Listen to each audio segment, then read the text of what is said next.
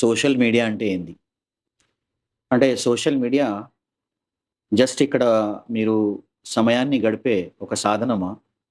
లేకపోతే ఇక్కడ మీరు మంచి మంచి పాటలు, మంచి మ్యూజిక్, ఎంటర్‌టైన్‌మెంట్ చేసుకునే సాధనమా?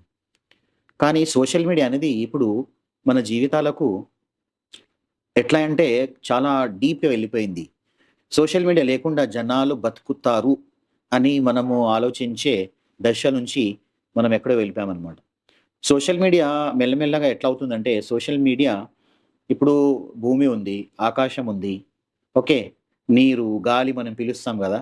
అదే విధంగా ఒక్కరోజు సోషల్ మీడియా మనం చూడకపోతే ఎట్లా ఎట్లా అవుతున్నామంటే, అంటే మన జీవిత భాగస్వామిలాగా సోషల్ మీడియా అయిపోయిందనమాట. కానీ దీన్ని మీరు ఎలా యూజ్ చేస్తారు? ఎలా మీరు అవసరాన్ని బట్టి దీన్ని యూజ్ చేస్తారో దానిపైన చాలా ఆధారపడి ఉందనమాట రిజల్ట్. నేనైతే సోషల్ మీడియాని నేను ఒక వర్చువల్ ఆఫీస్, సోషల్ మీడియాని ఒక బిజినెస్ ప్లాట్‌ఫార్మ్‌గా నేను భావిస్తాను. మరి మీరేం భావిస్తారో కామెంట్‌లో తప్పకుండా చెప్పండి. Thank you so much.